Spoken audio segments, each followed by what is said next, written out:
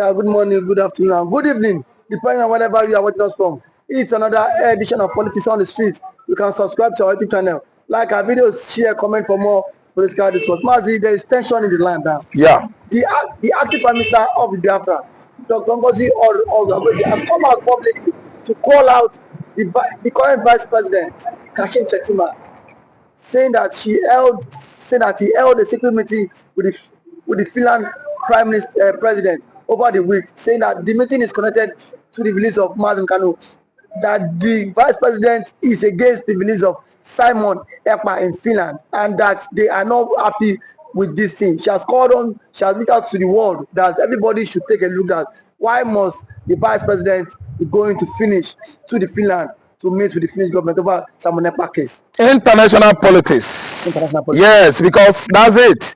In the past, before the declaration of Biafra, Shettima and Tinubu using, Bianca Ono's widow to consult with the Finnish ambassador in Nigeria.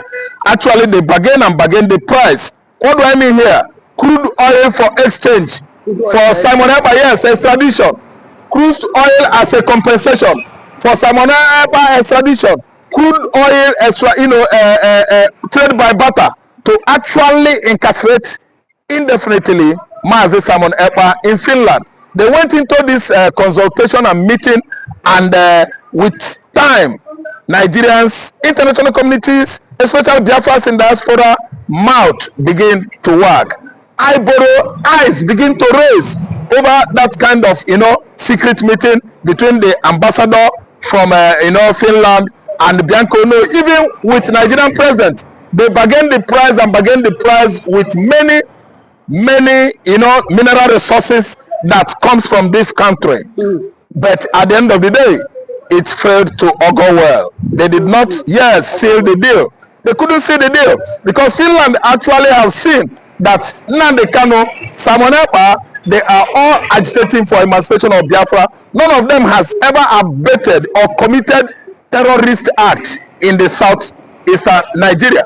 After they go further on the investigation, they actually found out that it was the military forces of Federal Republic of Nigeria acquiring the youth in the southeast, buying the youth in their large numbers in Imo State, in Anambra State, Enugu, and the Ebonyi State. And what actually happened recently, a situation whereby Fulani herders went into one of the communities in Ebonyi State and by over 16 people, has actually vindicated Simon Ekpa and Mazi Nnamdi Kanu. And that was how Finnish government actually, could not keep to what the agreement they had with federal government of Nigeria should be, because actually they know that the people that are orchestrating terrorism in Nigeria are the forces of the federal government in alignment with Fulani.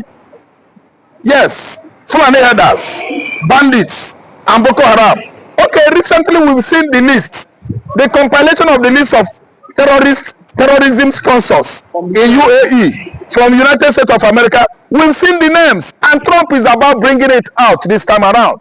Trump is about opening the can of worms to the whole world to see actually how a vice president could have his hand in the sponsorship of insurgency in his state, Borno State.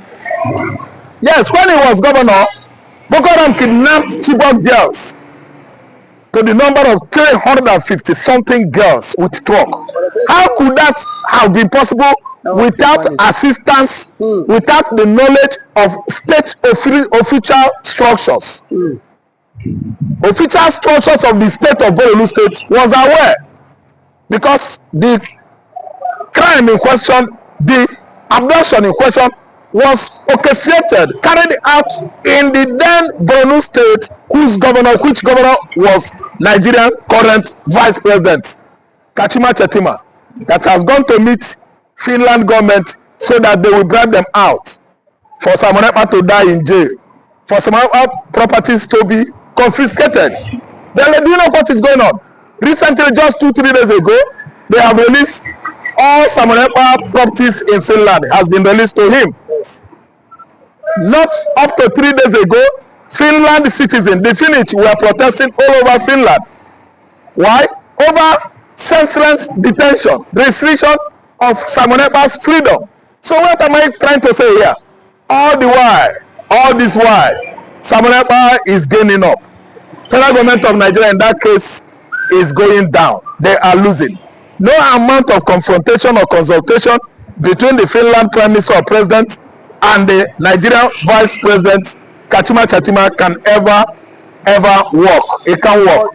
But Samazi, don't some persons are of the view that this meeting might be a setback to the institution of Mazi Simon Ekpa, that this might be a big blow to the struggle now. No. It's not going to be a big blow. Why? It can't be a big blow. Finland is not a corrupt country. Nigeria is a criminalized country. A country where criminality is, exalted, celebrated, accepted, and anointed. Finland is a country with good record of human rights violation. Finland has never violated anybody since inception of that country in 1956 from the former USSR. Finland is having clean record more than Nigeria 100 times. Finland is one of the Scandinavian countries in Europe. They are the best country in the Europe, continent. On that continent, Finland had border with USSR. Finland has border with other Scandinavian countries. I think they were 6 to 7 in number. They are the most advanced society in the world. You can never see them deviate from justice. You can never see Finland celebrating crimes and injustice, which is why I'm telling you that having any indoor meeting with Shettima is going to hit the rock. And as I'm talking to you now, it has hit the rock, not might. It has hit the rock. It can work. You are so very sure of this. I'm sure of what I'm saying. Why? Because they are one of our allies. They played important role to help the Biafran, what you called children in 1967, 68, 69, 70. They are wonderful. Wait, was that during the Biafra struggle? Yes, Finland was with us. They supported us. They supplied all the food materials, all the medications to fight Kwachioko, to make sure that malnutrition did not kill all Biafran Kwachioko children. Finland spent money. Finland voted money. Finland budgeted money. Finland actually denied their children school fees to make sure that Igbo children did not all die of Kwachioko during Nigerian Biafran civil war. Okay, Mazi, you say very big thank you to you, and thank you for coming out. You are welcome. You are. Aisha Yusufu has tasked Imo State Governor, Enugu State Governor, Anambra State Governors, stop blaming gunmen. You are the CEO of your state. You are the executive governor. Now, since you go to Abuja to collect money, then take responsibility for the insecurity in your state. What do you have to say about it? Now, thank you for that wonderful question. I think being the governor of the state, you have every power for you to make sure that you get security votes from the federal government. By so doing so, what are the governors doing with this money? Stop coming out to tell the people that there is insecurity in my state and that unknown government have been killing. The government need to take action and put an end to all this and stop apportioning blames. The people you are apportioning blames to are the people who their lives and properties are entrusted in your hand as the chief security officer of the state.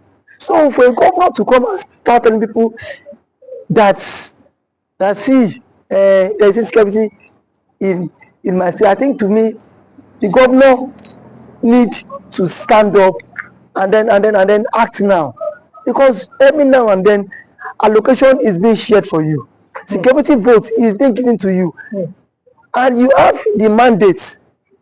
The primary function of government is to protect life and property. Yes. So if you cannot protect life and property, then why are you the governor? But some have said that the governors have no power over the military. That it's only the president as the commander-in-chief of the armed forces. What do you have to say about that? The governor does not have power over the military. That is true. But see, the question is that can the governor summon military chiefs in their states? I mean the division's commander to sit and dialogue for a way forward. The answer is yes. So if you can do that, so indirectly it's still have power over the military. Now when it calls for security meeting, don't this man don't these guys attend in his various place, they do. So the president should not come and say that he does not have sorry, the governor should not come and say he does not have power. We still have killings in Imo State, Enugu State, and some other states. For how long can we continue in this path? The people are scared of their lives. The people cannot even access government, access those who they claim to be what electorate. We cannot access people that give us the mandate. So how long can they continue like this? So I think the government of these states on their own, they need to up their games. You must up your games as a governor if you don't want to be sacked come 2027. But there's always been this fear that the votes of Nigerians does not count, and that is why our elected officials are acting this week. That assuming our vote is counting, they will sit up knowing that if I don't perform, no second term for me. You agree with that statement? Our vote does not count. I cannot say if our vote count or not because I have not conducted any election. So what I'm to say is that people have lost confidence in the INEC. In the power. The reason why they've lost you've lost confidence because so many persons have seen the case of Uzodinma when he but reason best the court knows why he had to give it to him. But someone who came forth in the election was uplifted and then he came forth. So the court cited some reasons which Uzodinma became the governor. Reason best known to them. I am not in the position to speak for the court. But one thing is that INEC needs to be the trust of Nigerians again. You saw what happened in last election. As allegedly reports that results were changed in the RF quarter. So I don't know how true that allegation is, but see, it has been going viral. So these are things INEC need to repose that confidence in the average Nigerian. And for the governors too, how much is being given to you on a monthly basis? If you get money on a monthly basis, then why don't you make sure that these people who gave you the mandate to protect them, you can as well protect them too?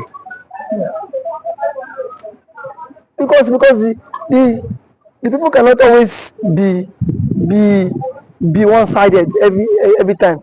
The people need to benefit from dividends of democracy, and when they have to benefit from the dividends of democracy is by what?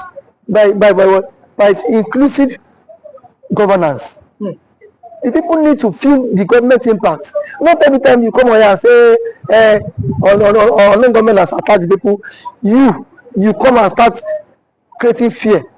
These governments are even creating fear in the life of the ordinary man. We've seen the governor of Enugu State who has declared that Monday is no longer a sit-at-home in Enugu State. People are saying that you are seeing that as because you're the governor. Can you come and secure our lives? I mean, the other people, because you see this sit-at-home every Monday. Some are doing it maybe out of respect for Nnamdi, but some are doing it out of fear. It is two ways. People are telling the governor, please find a way to secure that. Police cannot be everywhere. What do you think? Because sit at home every Monday, it might be affecting the economic activities in the southeast. What do you think that the governor can do, or the governors in the southeast can do? Thank you very much. I think sit at home every Monday is a commensurate to honor the Mazi Nnamdi, who has been in incarceration for 4 years now and still counting. But what I want to say is that when there is a conflict in the land, the president himself needs to address this issue of Kanu. Let Kanu issue be settled out of court. If what Kanu is the son of the president,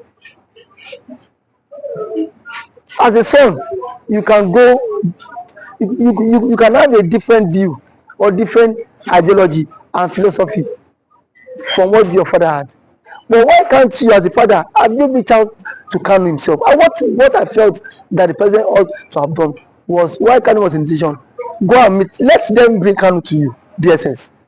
Sit down with Kanu. Have a round table discussion with him. But do you think that's possible? Because we saw See, my brother, Buhari, he could not my brother, Buhari is different. See, so these are two different people. Yes. If you want the security apparatus cannot be everywhere, and these guys are what overstretched. Yes. These guys are also overstretched. So the president is the father of the nation. Since the president is the father of the nation, he should at least reach out to this guy, even to the Orabueze Igbo. Whenever he will want to invite some Igbo politicians and some Igbo stakeholders to sit on a round table and discuss with Kanu. You have conditions, give him your conditions. Send it to him. Because you see, this is the only way this thing about marginalization can stop. And the truth of our matter is that the Igbos are heavily marginalized in the country. And that is what and that has breed a whole lot. But do you think that giving them an opportunity, or yes, that's an opportunity, or finding a way, a consensus in 1999, Nigeria had a consensus on making a Yoruba man a president. In 2007, Nigeria had another consensus to make another man to be president. Do you think that Nigeria finding a way or making a consensus to make an Igbo man the president is going to make that marginalization or the agitations go down in the south? Making an Igbo man be the president would at least work to some extent. It will help this issue of marginalization reduce a very long way, because if the Igbo man is the president, Peter Obi, you will not watch Peter Obi allowing Mazi Kanu to languish in detention, even if, because yes, that is his brother from his tribe. They are from same tribe. No, so why was Sonegbo released? It was let's go. Yes. So to some extent, it will help a long way. And as an Igbo man, he will speak in the language that the Igbos. Now I am one of the sons. Yes. You don't have any right to agitate. Yes. So that will help them. It will go a very long way for them too. So I'm letting you go. I think we have like 1 minute. Okay. Now, Southeastern Governors Forum. What should be their next step? Southeastern Governors Forum should at least make moves to meet with the presidents. Yes. To put an end to all this. That is the only way. Because if there's no end to all this, all we hear is killing. And then we are not in support of all this killing. It is not good for the future of the country. It's not good for the future of the country. Okay, thanks for coming. Thank you for having me. For that wonderful question, the outcome of this good platform. First and foremost, I want to say, Simon Ekpa has come out to say, or has outlined countless times that he said that the Nigerian government cannot win Biafra with a barrel of gold for a second time. Now when he said that, see, Nigerian government cannot win Biafra with a barrel of gold, it means that nobody needs to die for them to exit Nigeria. Now, Ojoku fought Biafra in a different dimension. Now, Mazi Kanu did it via his own direction. So Ekpa is taking it globally. And now we've seen world body recognize Biafra. We've seen the UN and then some other global body have come out to endorse the Biafra struggle. So kudos to him, it is a plus. Some persons have come out to say that Simon Ekpa should be discredited, the likes of Orabueze and that of the Southeastern governors. But my question is that you said Simon Ekpa should not be taken serious. Then who should be taken serious? The government who is not willing to protect our people? Is it the people who have refused to speak up when the Igbo man has been marginalized in the country? Is it is it the same governors who have become a tools in the hands of their Fulani master? So for you to even have a character like Simon Ekpa and Nnamdi Kanu to have come out to say enough is enough, that we are tired of this contraption called one Nigerians. It shows that these people have this mindset that, see, they can no longer be the slave. So for him to have even gone as far as to hire lobbyists that will speak on behalf of Biafra in the world, in the UN summit, to me it's a plus, and that alone, the voice of Biafrans will be heard globally, and the voice of an Igbo man is also being heard globally. Now let me take it back the line. When Southern Sudan and South Sudan wanted parted ways, nobody killed each other, nobody go through the route of violence.